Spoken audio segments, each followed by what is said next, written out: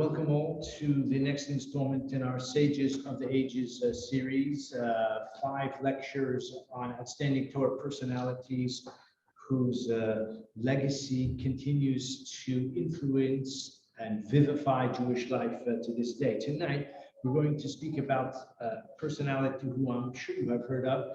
I'm sure because whoever comes to this year, whoever is listening online, will surely be familiar, at least to a degree, with the Vilna Gaon. Of course, if you're too familiar with him, you wouldn't be here either because you don't know, can't tell you anything about him because you don't already know. But hopefully, we will learn together some aspects of the most extraordinary Torah personality. And as I say, one whose influence is profound and nearly pervasive within the Jewish world today, certainly the mitzvah observant Jewish world. So the information you have in front of you, you've got there a portrait of the Vilna Gaon. Some have questioned the validity of these various portraits. It seems that there is a portrait that is genuine. It was painted by a student at the Vilna School of Art, a woman, not Jewish. I don't know whether he's posed for her. I'm sure he didn't, but she must have caught a glimpse of him one time and went back to her studio. And that likeness is regarded at least as the most authentic. The other ones which are available, and there are quite a few that you can find, are of a later origin. One of them covered here of a book called The Genius. This is a very academic, very dense intellectual biography of the Vilna Gaon. The subtitle is Elijah of Vilna and the Making of Modern Judaism. So the subtitle already, I hope, validates what I told you 2 minutes ago. In any case, this image on the cover of this book, which I pass around, according to the jacket here, the cover illustration is the earliest printed portrait of the Vilna Gaon around 1825. But as you can see, the Vilna Gaon died in 1797. So this would have been either based on recollection or probably some other images of the Vilna Gaon that were current and in circulation.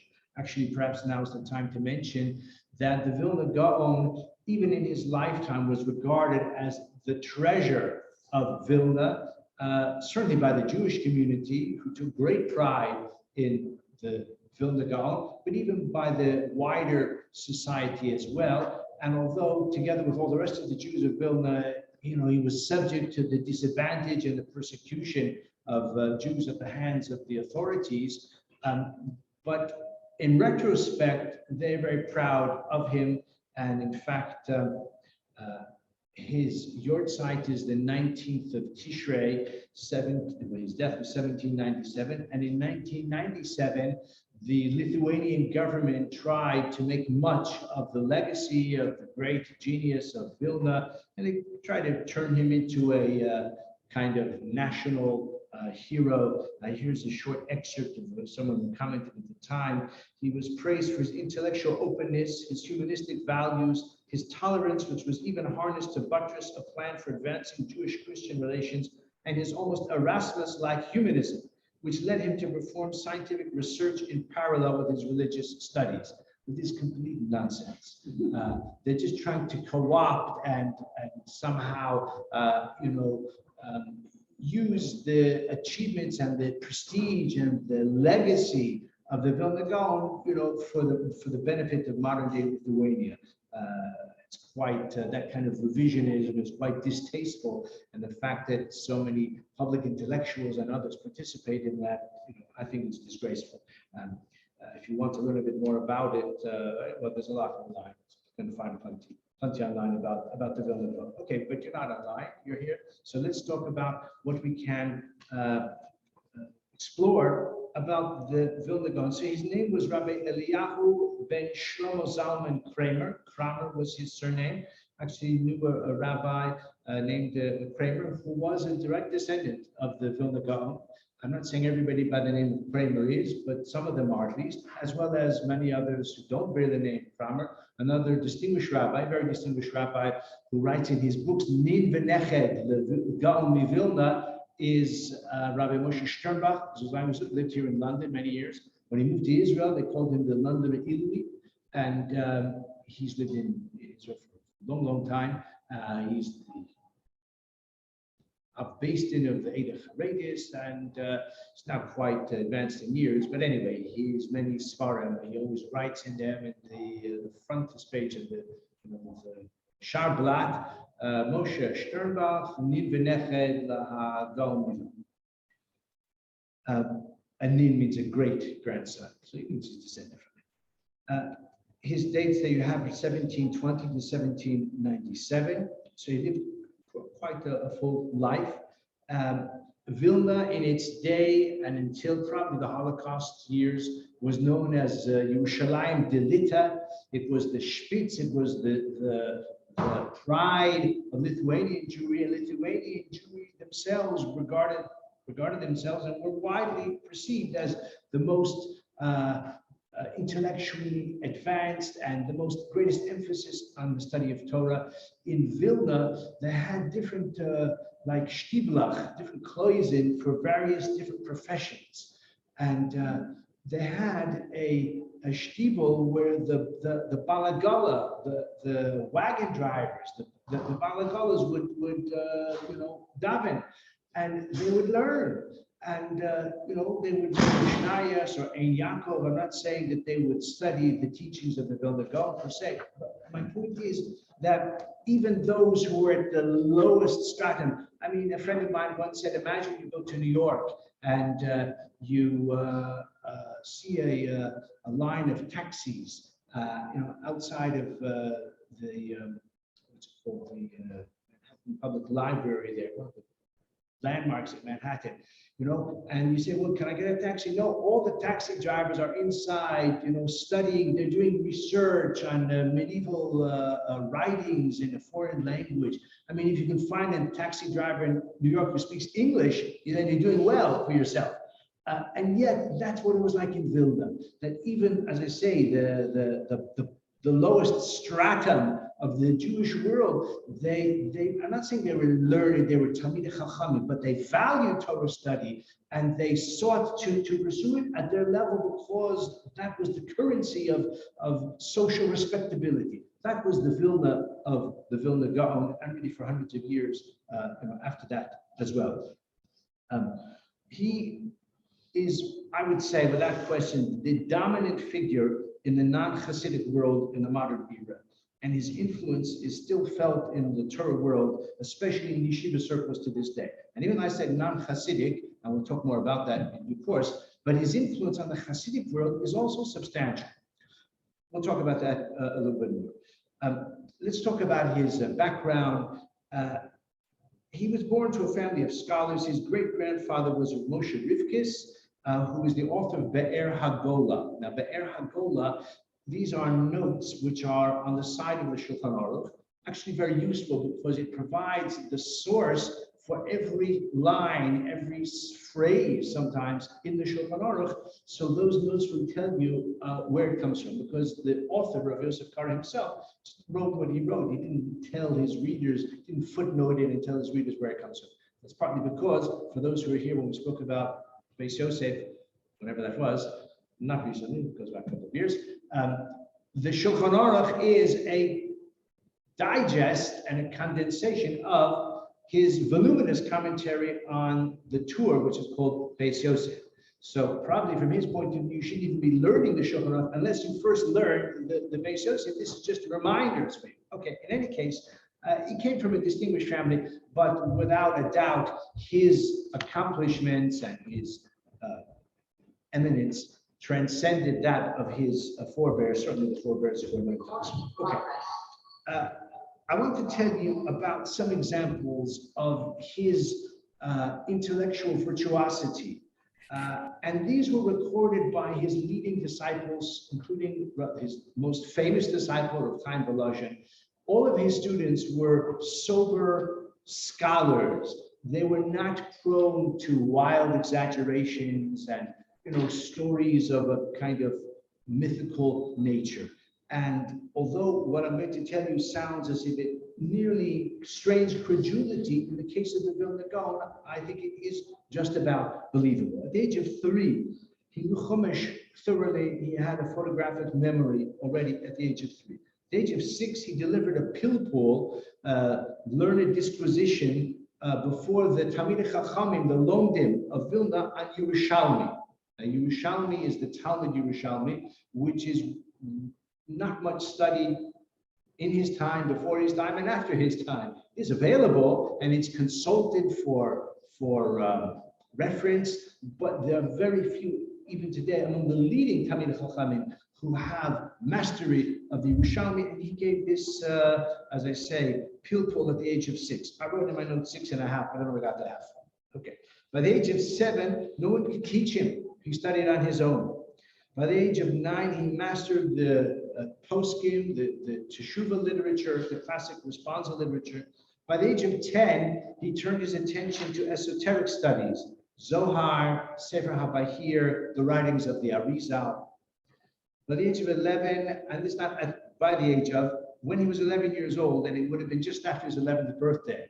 No, his Yortzeit was the 19th of Tisha. I forget his birthday, perhaps it's not recorded. In any case, when he was 11 years old, there's a story, I can't remember exactly the details of it, but the crux of it is that he made a neder that he would not dance on Simchas Torah until he finished Zvachim and Munachos. These are two of the most difficult, very lengthy tractates in the Talmud. I'm sure you've learned it many times before, but at night, and Simchas Torah night, maybe someone challenged him or something like that. So he took a neder that he won't dance for Simchas Torah tomorrow until he finishes these two Masechtas. And he finished it during the night, these two tractates. I learned Masechtas Zvachim, not like the Vilna Gaon, even at age 11. It took me most of a year. Okay, he did the whole thing in one night at the age of 11. I'm sure he learned it at the age of 11 much more thoroughly than I learned it a few years ago. By the age of 12, he had mastered all secular subjects that are relevant to Torah, such as algebra, geometry, trigonometry, astronomy, geography, any like ancillary repository of human wisdom, which is pertinent and beneficial for Torah study. He had mastered all of those subjects as well. Before the age of 13, and this I've seen in writing, Rav Chaim Volozhin writes in his introduction to the commentary of the Vilna Gaon on the Sifra Ditzniusa, which is part of the Zohar. So the Vilna Gaon wrote a commentary, and Rav Chaim Volozhin wrote an introduction to it. And in the introduction, he speaks about the great master's achievements in the area of mistar, of mysticism, Kabbalistic lore and wisdom. And he writes there that he asked the Vilna Gaon, or the Gra once told him, that on one occasion he began to make a golem. Like you know about the legend of the golem of Prague, he started to make a golem. But there was some like heavenly sign, it was a thunderbolt or something that indicated to him that he should not pursue this project, and so he gave it a rest. And he says, I asked him, how old were you at that time? He says, I was 13 years old. Not yet 13. I was not yet 13 years old at that time. By the age of 13, bar mitzvah, he was known as Gaon, and this was a title that was literally resurrected from the 10th century. I'm not saying no one was ever known by Gaon, but Harav HaGaon. And now it's bandied about very, very readily. But in his time, it was not the norm to refer to anyone, any rabbi, however great, as Gaon, because as I said, that was a term that was specific really to a certain era and a certain geographical location as well, like Sadia Gaon, Shvira Gaon. But to call him, Harav HaGadol, there wasn't enough. And they dusted off the designation that hadn't been used for 700, 800 years, and they called him Gaon Vilna, and he's known for shorthand. We call him Vilna Gaon, but in Hebrew he's usually known as Gra, Gaon HaGaon Rabbeinu Eliyahu, Gra. Despite these extraordinary descriptions of almost unbelievable achievement, he was known and I would say renowned for his extraordinary humility as well. Profound humility. He held no official position in Vilna. He was not a Rosh Yeshiva. He was not an Av Beis Din. He was not a member of the Beis Din at all. He lived on a modest stipend that was provided by the community. He lived in a rented apartment, a small klois, like a shtibel. That's where he davened, and a few close disciples would daven with him there as well. At a certain time, it may have gone on for months, perhaps years, the gabbai from the community, who was commissioned with responsibility to give the weekly stipend to the Vilna Gaon, was stealing half of it. He never said anything. The Vilna Gaon never said he was only getting half of what he was supposed to get. His humility was extraordinary, and he did not trot out his authority to speak out or to condemn or to render halachic opinions. If his opinion was sought, so I'm sure he would respond as well. We don't have responsa that he wrote. We'll talk about why shortly. He married at the age of 18, and from that age, even from before that age, he learned in a small home that was provided for him day and night. When I say day and night, his hasmada, that is to say, his extent of his diligence, again, I don't want to try out the same superlatives, something extraordinary. It is said that he would sleep only 2 hours out of every 24 and never more than half an hour at a time. He had that almost superhuman capacity. He would keep his feet in cold water. He lived in an unheated room, and he would put his feet in cold water to stay awake. And how he managed not to get influenza or worse, I'm not sure, but it was mind over matter. By the age of 20, he had gone beyond the bounds of usual study, and he took up in a profound way with commentary, the original commentaries that he wrote, Yerushalmi, Sifri, Sifra, Tosefta, Mechilta, and these areas which are beyond or maybe ancillary to the main areas of study. He wrote about 70 Sfarim, 35 in Nigla, 35 in what we would call the revealed Torah, and 35 in the concealed, in the mystical Torah, all before the age of 40. This also comes from Reb Chaim Volozhin. Says he wrote them all before the age of 40 because beyond the age of 40, his ideas were too profound, too abstruse to be committed to writing. Now, of those books that he wrote, he didn't sit down and write them and then, edit them or get back the galleys and review them, proofread them, and that sort of thing. Most of what he wrote, the great majority, he never prepared it for publication at all. Many of the books that he wrote derived from his own marginal notes. In fact, one of the most important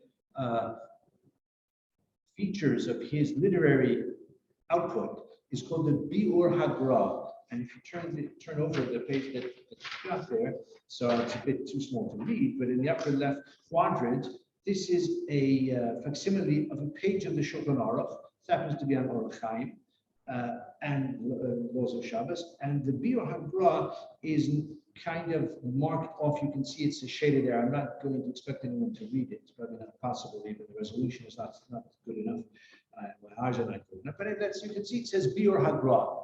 Now, the Biur Hagra is found on nearly every paragraph in the entirety of the Shulchan Aruch, and it represents his notes. Probably these were marginal notes or recorded by his disciples, and the content of the Biur Hagra is usually references, but not just the references of the Be'er Hagolah, which I mentioned, but much more extensive. He'll mention a lot of different sources, and he'll say that this opinion or this source seems to support what the Shulchan Aruch says, and this one seems to oppose it. And it's not always clear what halakhic conclusion the Vilna Gaon is seeking to communicate in those notes, but frequently it is, and often it's just by like a very terse reference. Like he'll say, this comes from the Rambam, but the Rashba seems to learn differently. And the implication is that maybe the Rashba has a more compelling or more convincing approach. So the Vilna Gaon's halakhic commentaries, although they're extremely terse, but they're very, very valuable and very influential as well. I was thinking, as I was preparing for this year, I would reckon that most pages of the Mishnah Berurah, the Mishnah Berurah is only published in 6 volumes. Oh, that's just over here. Somewhere. Should that? I'm sure there are plenty of them here. So it's 6 volumes, about, let's say, 200 pages, at least per volume, probably more. I would reckon that probably the great majority of the pages of the Mishnah Berurah mention the Vilna Gaon at least once.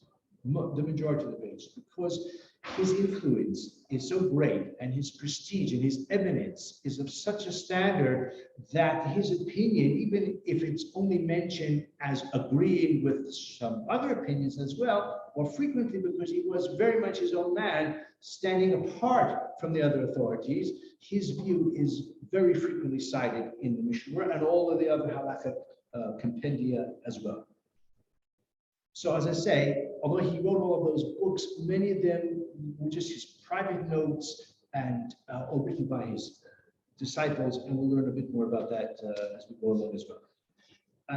I want to just talk a little bit about his involvement in communal affairs, which, as I say, was very limited. On one occasion, he spoke out against the neglect of the mikveh, I think, that either wasn't being supported properly financially, or it was in a rundown state or something like that. That is a famous instance, but by far the most famous and most consequential is the rise of the Hasidic movement.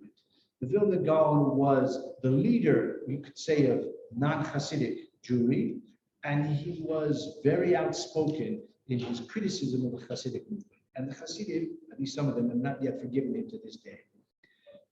He issued repeatedly a cherem, a kind of writ of excommunication against the Hasidim collectively, occasionally against individuals who wrote, said, or alleged things that he considered very objectionable. His efforts did much to minimize the penetration of the Hasidim into Lithuania, and certainly in Vilna itself, there were only a handful, and they were probably persecuted by the followers of the Vilna Gaon. This book, which is a bit irreverent, I told you it's written by a professor at Yale University. It's a bit irreverent, very learned, very erudite. He describes how the followers of the Vilna Gaon roughed up some of the Hasidim. There was an occasion where there may have been a fatality even as well, allegations, the denunciations to the government, the story of the Pulmus HaChasidus, the polemic and the strife surrounding it is a fascinating one and a relevant one as well. And the Vilna Gaon himself actually is at the heart of that story. Why? Why was he so opposed to Hasidim and Hasidus? So possibly his overriding concern was that the Hasidic movement was devaluing the study of Torah. It's clear to us probably before you came to this shiur tonight, and certainly in terms of what we've discussed so far, that for the Vilna Gaon, the study of Torah was the entirety of life itself. And the pursuit of the study of Torah, sophistication in the study of Torah, breadth in the study of Torah, this is the ultimate calling for every Jew. The Hasidic innovation had the effect of actually, in his view, threatening to diminish the importance of the study of Torah. Now, it may sound ridiculous to you because today, in Golders Green, in Hendon, in the Jewish world generally, Hasidim seem to be quite plugged into the study of Torah. They publish Svarim, they learn, they learn Afyomi, and generally speaking, the Hasidim occupy the same devout space and the same space of all other staunchly religious Jews vis-a-vis the study of Torah. And I would like to suggest, and I'm not the first one to put this hypothesis forward, that the reason that Hasidim today, not only today, but already for a long time, have highly prized the study of Torah is partly because of the opposition of the Vilna Gaon. I'll tell you the story which the Chabad denies, but it's found in a certain source. They say that the author of the Aruch HaShulchan, and the one who tells the story was his nephew, no, his son, Rabbi Baruch Halevi Epstein. So his father was called Rabbi Yechiel Michal Halevi Epstein. He wrote the Aruch HaShulchan, very, very great Torah personality. He was a Rabbi in the Baradak. According to the story, on one occasion, he met with Tzemach Tzedek. Tzemach Tzedek was the second Lubavitcher Rebbe, maybe a descendant of his, maybe the next one.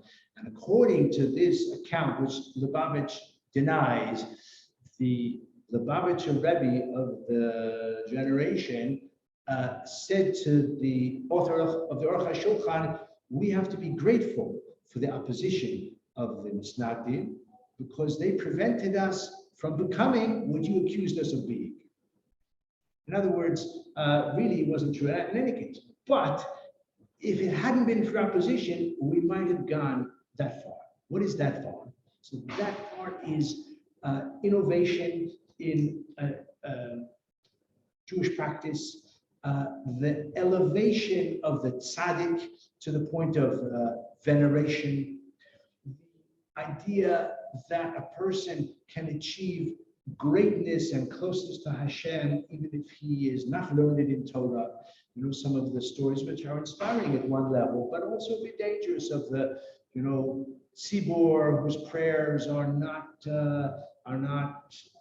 kind of successful, and then some child who is ignorant goes into the Aron Kodesh and whistles with his shepherds, or whistle maybe a Yom Kippur or something like that, which is completely inappropriate. And according to the story, it's maybe just apocryphal. The Rebbe, the Baal Shem Tov, says that the notes of the whistle of this shepherd boy, all of our tefillas have ascended to heaven. That the sincerity and the zeal of a ignorant shepherd counts for more in the eyes of Hashem than the prayers from the machzor, from this whole tzibur. So on the one hand, it's inspiring, but on the other hand, I would say that we're equating maybe a mature scholar to an ignorant shepherd in terms of closeness to God and this sort of thing. Okay, it's really worthy of a separate lecture in its own right, which perhaps we'll do one fine day, the Hasidim and anti-Hasidus, and the innovation of Hasidus, Hasidim and Misnagdim. But the Vilna Gaon, as I say, stood at the forefront of that opposition. The individual who is most associated with the arousing the ire, and perhaps I shouldn't say that, there were lower level individuals who aroused the ire of the Vilna Gaon and the Misnagdim generally, and sometimes the reports that reached his ears may not have been completely accurate. There may have been an element of exaggeration, maybe even some willful distortion on the part of the opponents of the Hasidim. Why did the Hasidim have opponents? So that opponents, besides what I told you so far, anyone who wants to innovate, anyone who wants to shake up the communal structure, anyone who wants to say that the rabbi who's been in charge and the balabatim who've been in charge in this kehillah for the longest time, there's a new kid in the block, there's a new game in town, and everybody leaves that base measure and rushes to the new one. Of course, they're going to arouse a lot of opposition, naturally. And therefore, probably there were instances of denunciations and fabrications which were completely, or at least substantially undeserved. So the reports that reached the ears of the Vilna Gaon probably included some exaggerations, etc. But the Torah personality in the Hasidic camp, who I have to say right now was an outstanding Talmid Chacham, also a Kabbalist, also a Hasidic rabbi, but a Talmid Chacham of the high stature, was Rav Shneur Zalman of Liadi, known as the author of the Shulchan Aruch Harav, known in Chabad as the Alter Rebbe, known as the Baal Tanya. He was all of those things. And he once came to Vilna to meet with the Vilna Gaon. And this Hasidim say, and I also have a bit of sympathy for that suggestion, the Vilna Gaon declined repeatedly to meet with him. He wouldn't even, show him the time of day, wouldn't answer the door. If he had if the two had met for an hour or however long, maybe the implacable opposition of the Vilna Gaon would have been reevaluated. Who can say? Maybe so. Maybe so. Because, as I said, Rishner Zalman of Liadi was a Torah personality of the highest stature, and both in terms of his halachic mastery. He wrote Shulchan Aruch Harav, is a very influential and respected halachic compendium, which is utilized throughout the Torah world, not only within the portals of Chabad, but he also is the author of the Sefer Tanya. As I say, he was a tzaddik of the highest stature as well, but it was not to be. It was not to be. It's probably the case, as I said already, that his towering stature, the towering stature of the Vilna Gaon, kept Hasidus from Lithuania generally. Someone made quite a strong argument to suggest that a few generations after the Hasidic movement, a kind of comparable or parallel movement developed within the Lithuanian yeshiva world, which was a kind of Litvisha response or Litvisha like alternative to Hasidus, and that is the Musar movement. Hasidus never really caught hold in Lithuania,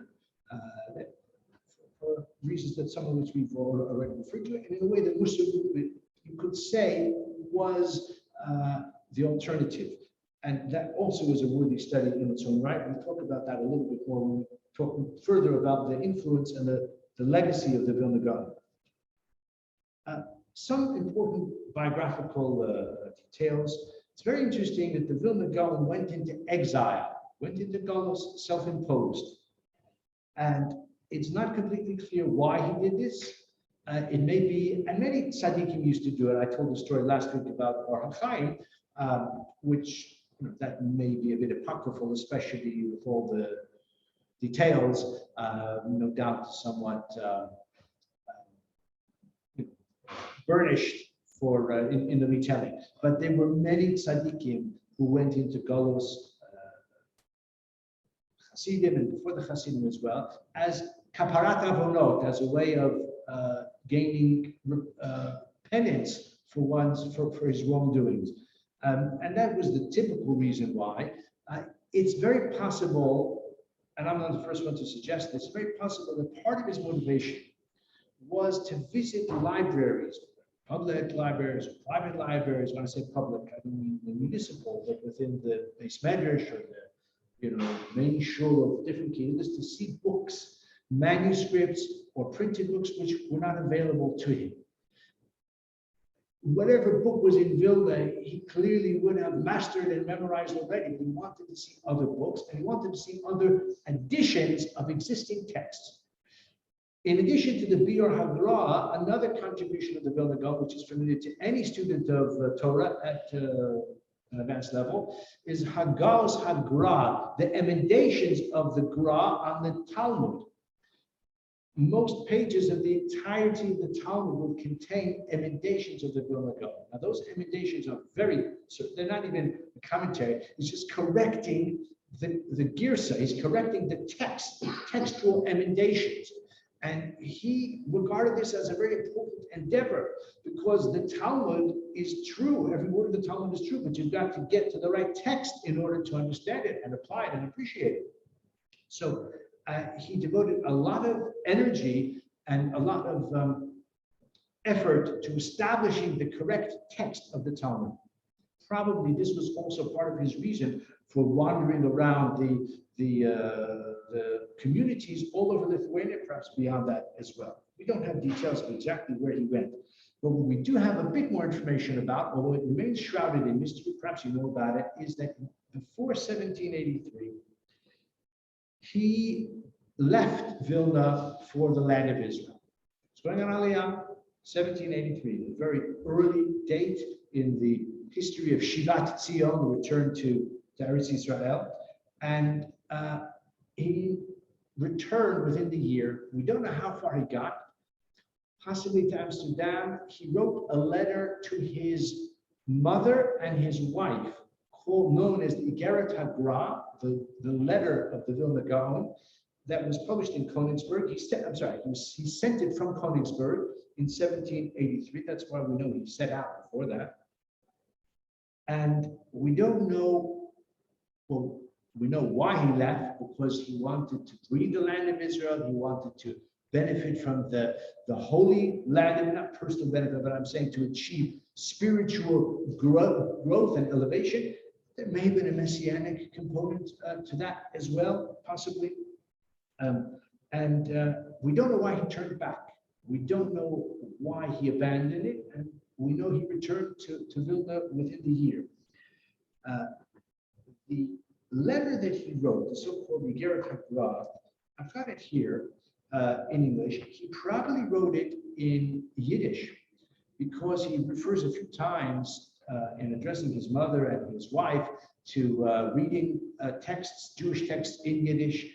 It's likely that their facility with Hebrew was inadequate. So it seems he wrote the letter in Yiddish. It's been translated into Hebrew. I don't know whether the original Yiddish has been preserved. Probably it has been, but I wouldn't understand Yiddish at that level. In any case, so I would go with the Hebrew, but it's in English as well. I think it's about 5 pages here. Art School has published a whole book about it, which you can buy if you want, but you can also find it online very easily. So just pass around this Vilna Gaon's letter. It is written with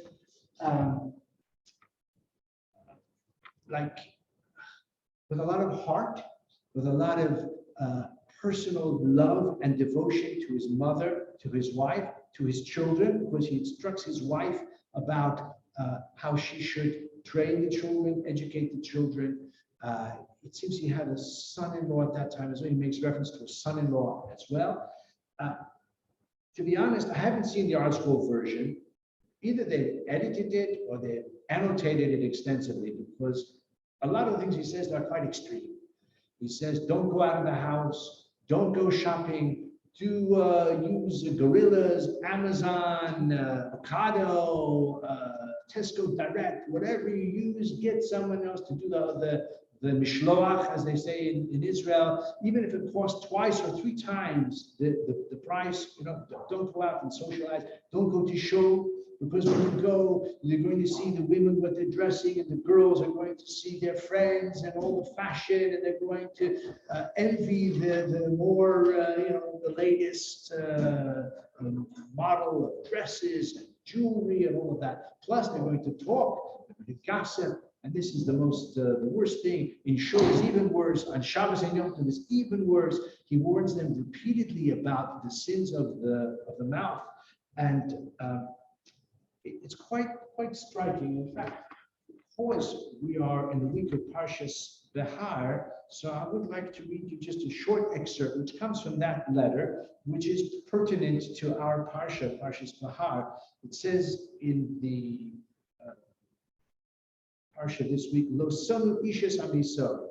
Do not grieve. Now, the Gemara says, Rashi says, that the reference is to grief that you can inflict on a person through speech which is angry or insulting or humiliating, besides sheker and lashon hara, to cause a person humiliation or distress through speech. So he writes in his letter, also he's writing to his wife primarily, but he says, I've also asked my mother that there should be peace between the two of you, and that you should bring one another joy. And this is a great mitzvah for every person. And at the time, after 120 years, he's going to be asked, Himlachtas chavercha benachas ruach. Did you elevate your friend above you, or did you try to knock him down? Did you look up to him, even though he's just a peer? That's what we're going to ask you. You see that you've got to regard your friend, your peer, with esteem. Okay, that's a bit of echo of Rabbi Akiva as well, the students of Rabbi Akiva. I find it quite touching, a man of unfathomable intellectual ability, of which the human race has hardly known his peer since the times of earliest antiquity. But he writes to his wife and to his mother, "Rov HaTorah l'sameach l'adam." This is the main part of the Torah, to bring joy to another person. So you see, he wasn't just an ivory tower intellectual. He had a feeling for people, and he says that this is the Torah is to bring joy to others. And he says, even if one is talking about his wife and his mother and his mother, the woman and her mother-in-law, and he's gone off to Israel, who knows for how long, So he says to them, and if one of you says to the other something which is inappropriate, something which is hurtful, forgive one another, and live for God's sake in peace. It's quite compelling, this I find. But as I say, some of the extremism there is a bit hard to cope with, and no doubt a lot of that is kind of culturally or generationally specific as well. Since I'm holding this book, I'll also pass it around. I'll do the other ones as well. So I told you that Gaon wrote many books, but he didn't necessarily write them with the intention of publication. He wrote a commentary on the Torah, which is quite, again, terse and not easy to understand. But because of his many followers and many admirers and some descendants and descendants of his disciples as well, and because his fame was so vast, so there's a whole body of literature which grew up over the subsequent generations and continues to expand. Sayings of the Vilna Gaon, when I say sayings, I don't mean like quips of the Vilna Gaon, but comments which he may have said on one occasion to a Talmud, or just casually, and someone remembered it or wrote it down, or which could happen sometimes as well, they just made it up and attributed it to the Vilna Gaon as well. A lot of them are called mipi hashmua, meaning he never wrote it, and it wasn't written from someone who heard it from him, but it's passed person to person, and they say the name of the Vilna Gaon 50 years later, this, and they write it down. So this is a collection of Sifrei HaGra, which I personally bought. I used to write down in my Sfarim, and I bought them. I bought this in Tafshin Mem Ches. That takes us back to 1988. That's when I bought this. Sifrei HaGra. It has Kol Eliyahu, which is one of his most popular compendia of comments on the Torah, actually on Nevi'im and on all of Tanakh, but just limited comments. Maaseh Rav and a few other books as well, which are collections of his behavior, his halachic practices. Maaseh Rav is a fascinating work. It's divided according to the sequence of the Shulchan Aruch, and there you can find the personal practice of the Vilna Gaon in many different areas. And lots of his devoted followers, even to this day, are very careful to adhere to things written in the Maaseh Rav. Some of them are many private personal stringencies. Some of them are leniencies, actually, interestingly enough. So this is one collection, but that's maybe 200 pages or so. But then, I'm not saying this is exactly the order of publication. You've got this book, Peninim Mishulchan HaGra, which is probably twice the size of that one. Times the size of that one. Like pearls from the table of the Vilna Gaon, Al HaTorah. And this one is a great bar mitzvah gift. Fortunately, I got bar mitzvah boy, so he got it as one of my boys got this as a gift, still on his shelf, so I was able to borrow it and bring it here tonight. So this is like the expansion of that volume, greatly expanded, collected from a lot of other places as well. Many of them are mipi hashmua that have been recorded or said in his name. So I'll just pass that around as well. And then this one is called Chumash HaGra, but my friends, this is just Vayikra. It's got 5 volumes, Chumash HaGra. And this is like, I don't know if it's comprehensive, but it's much more extensive. Okay, this is printed with the text of the Chumash and Rashi as well. But even so, this volume is nearly 600 pages, and this is Vayikra. It's the shortest of all the other 5 Chumashim in terms of the texture. So much further expanded, and it is drawn from, again, many of his writings, including his Kabbalistic writings, including his writings on the Talmud, including his writings like we just mentioned now, this Igeret HaGra, so contents of that letter that are connected to the Torah portion, so those are included here as well. Very It's very well done, actually. And I studied this as my friend for the year some years ago. A student of mine gave it to me, the set, as a gift. And I decided to learn it. And I'll tell you right now, I understood about half of it. That's probably being generous to myself. But because, as I said, much of it,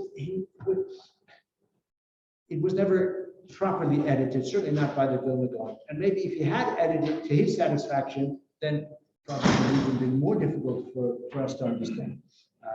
But his writings and his influence remains very extensive. He did not have a yeshiva. He did not teach, 100 or 200 talmidim in a block shir or a pilpul shir like you have in contemporary yeshivas today. He had a small circle of elite talmidim. The best known I mentioned already, Rabbi Chaim Volozhin, also Menachem Mendel of Shklov, and his brother Simcha Bunin of Shklov. The brother of Rav Chaim Volozhin had a brother called Zalman. Apparently, Zalman was even greater than Rav Chaim Volozhin. He died at a young age. I think he wasn't even married, tragically. There's a street in Harlov which is named for Rabbi Yisrael Baruch Mishklav, and the Israelis call it Mishkalav. They don't realize it's really Mishkalav. Shklav is the name of the town, so he's called Yisrael Mishkalav, but they call it Mishkalav. Okay, they don't. Rabbi Yisrael Mishklav was a Talmud of the Vilna Gaon, one of his later Talmidim. He only came to the Vilna Gaon at the end of the life of the Vilna Gaon. He came very close to him. And he wrote an important work called Pas HaShulchan, which he was among, he definitely was among the leaders of the Talmidei Hagra, the disciples of the Vilna Gaon who went to the land of Israel. It's an interesting historical fact. The Vilna Gaon did not succeed in going to the land of Israel, but his love for the land was well known, and he inspired his disciples a few years after his death to take a group, an exalted group, an elite group, families, men, women, children, and families, to go to Eretz Israel. And the Yerushalmis, to this day, some of them are descended from those Talmidei Hagra. About 9-10 generations later, descended from the Talmidei Hagra. Interestingly, the Talmidim of the Baal Shem Tov also went to Israel, the land of Israel, around the same time. And a generation later, the Talmidim of the Chassam Sofer, and all of those groups still retain their identity to a degree. And that is the origin of what is known and has been known since then as the Old Yishuv. Of course, my friends, this predates and is distinct from the political Zionism, which happened a couple of generations after that, maybe even more than that. I mean, it began in the mid-1800s, political Zionism, but it did not gain any traction until about 40 years later. So, second on the other. Time is running out, so let's get to some of our excerpts, which we would like to also have a chance to consider. Let's talk about his writings, which I've already done, but let me tell you about an interesting one. Perhaps you've heard of it, and that is Ayel Mishulash. Just out of interest, has anyone heard of the book Ayel Mishulash? Ayel Mishulash is a book of geometry, and it's according to tradition, or it's certainly attributed to the Vilna Gaon. The Vilna Gaon, according to this well-known tradition, wrote a book, and it's available, by the way, I have seen it, called Ayel Mishulash. It's written in Hebrew. It's a book about geometry. And according to the legend, he wrote this book when he was in the privy, at a time when he couldn't study Torah, couldn't think about Torah, and he had to spend a certain amount of time there, as everyone does in the human circumstances, and he would think about math, and he would write this book from his notes, and this book is compiled from the notes that he wrote about mathematics. And as I said, it's still available. It's more of a curiosity. Somebody said it's not the mathematicians don't need it, and the Torah scholars won't understand it. So who actually benefits from it? I'm not sure, but it is a fascinating book, and it's quite an advanced level. And as I say, it was written by the Vilna Gaon during those times. Let's talk about his derech in learning Torah, breadth, thorough, inclusive mastery of the subject. He did not favor the pill-pool approach, the kind of very elaborate, maybe highly speculative efforts to construct, castles in the sky, so to speak. He wanted to clarify the simple meaning of the text, the correct version, as I said, the correct girsa for the text itself, and thorough understanding. They say that Rav Chaim Volozhin brought him a Talmud to learn with the Gra, and he said this young man, or maybe not young, probably not so young, has studied Bava Metzia 20 times. So the Gra, according to the legend, said to Rav Chaim Volozhin, bring him back when he's finished it 100 times. The idea of thorough study and repeating it again and again. Attention to grammar and lexicography. He also is famous, and he develops this in many places, for asserting that there are no synonyms, there are no perfect synonyms in Lashon HaKodesh. Meaning two words that have a similar meaning, there has to be a difference between them. And since I've got it here, I've deliberately included it. So let's take a close look in the inch we have left. At the lower left-hand corner, the one beneath the image of the Shulchan Aruch. So it's on the reverse, the lower left quadrant. So this is from the words of the servant of Abraham, who is recounting to the family of Rivka why he's here and who sent him and what is his mission. And he's reviewing how my master was blessed by God. He has a son, and the son is unmarried, and I'm here to find a wife. And I said, maybe the girl will not does not want to come back with me. And he said, well, then don't take my son there. Okay, what's interesting here is that the Vilna Gaon maintains that there are two words to say perhaps in Hebrew, in Lashon HaKodesh. One is ulai, and the other is pen. Now, ulai means perhaps, but ulai, it means perhaps, but halavai, like perhaps, and I hope so.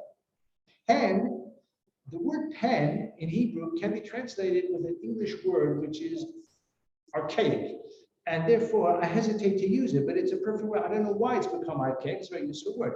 Lest, L-E-S-T, which means perhaps, and I hope not. That is the word pen.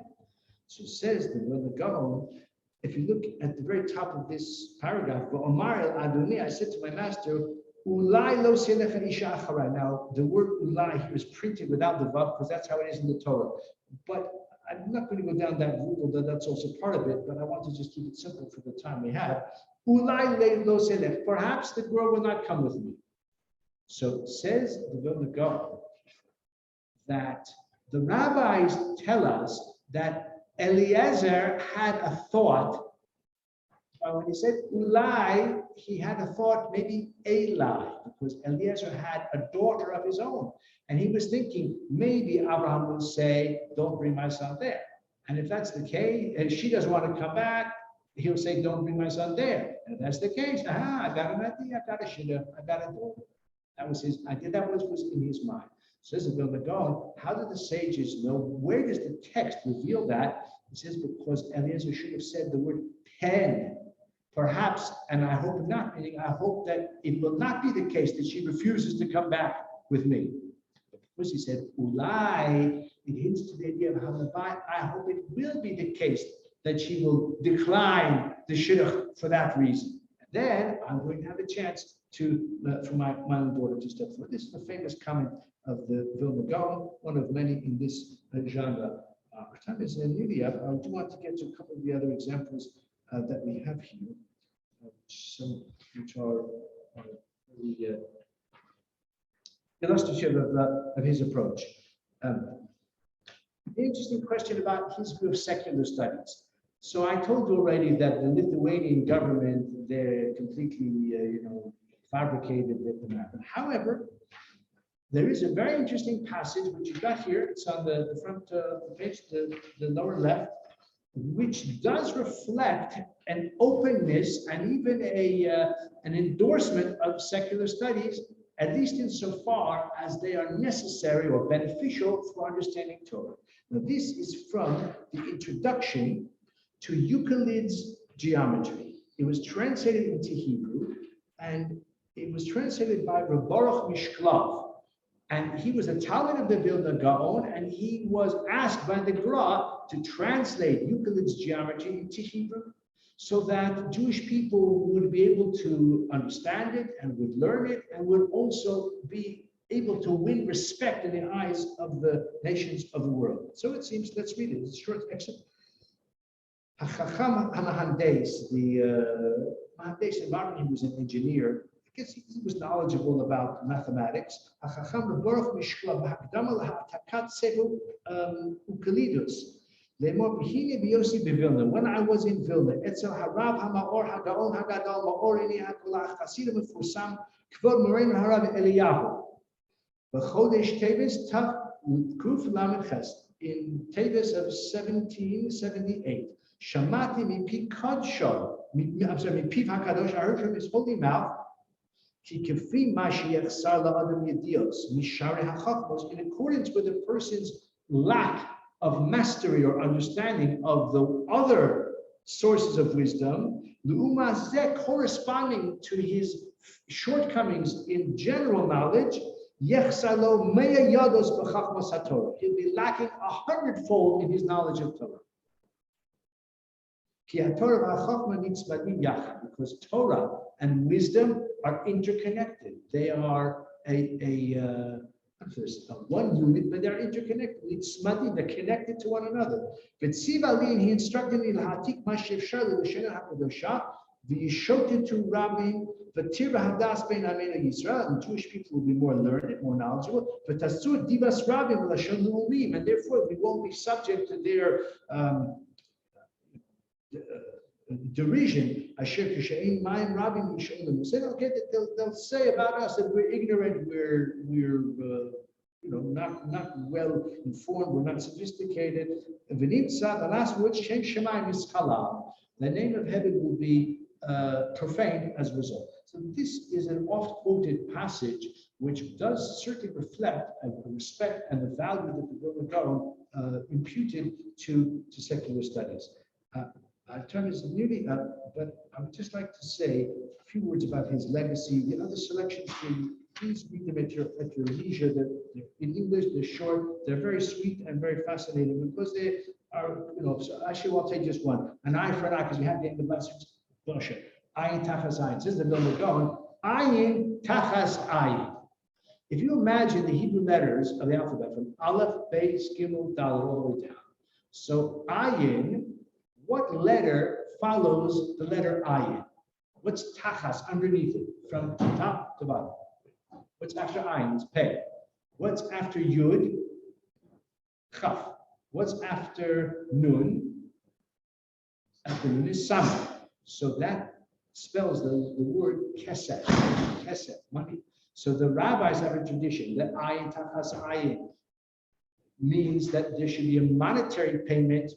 So says the Gra, it's hinted to in the Lashon of the Torah itself, ayin tachas ayin, that as a consequence or as a recompense for blinding a person, the assailant will have to pay that which is tachas ayin, the letters that are underneath the word ayin, which spell the word kesef, have to pay money. Now that doesn't mean that that's the pshat, but it's a beautiful remiss to the pshat. I just want to end by saying that his legacy is absolutely pervasive.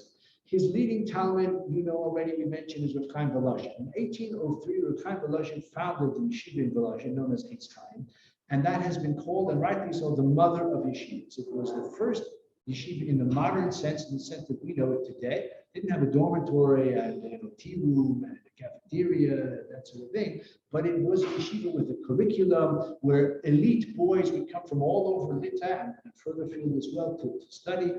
And Volozhin in turn spawned all of the great yeshivas. Most of the great yeshivas, even to this day, were founded by those who learned in Volozhin yeshiva and their disciples or their descendants. So Telz, Meir Yisrael, Mir, Panovich, all all of the great yeshivas that you can think of derived from Volozhin. Most or a great many of the great Torah personalities since the days of the Vilna Gaon were trained in Volozhin yeshiva, or yeshivas that were, so to speak, like an offshoot of the great yeshiva in Volozhin. The Musar movement is a product of the values of the Vilna Gaon. Rabbi Sosalanter, who we're not going to speak about in our 5 this series, but perhaps in the future we shall. Again, Yisrael Salanter, the founder of the Musar movement, was a Talmud of Rabbi Zilpa Salant, who in turn studied in Volozhin Yeshiva. So and Volozhin Yeshiva was founded not just by Talmud, like incidentally, but it was devoted to following and to extending the approach of the Vilna Gaon. So its impact on Jewish life, his impact on Jewish life today remains absolutely paramount. And I apologize for going slightly over, but if the Vilna Gaon can learn 22 hours a day, we can learn about him for the next couple of minutes beyond the hour. Thank you very much. We'll see you next week. We're going to do the Malbim, a very fascinating and eclectic personality who we'll learn about next week. Very much.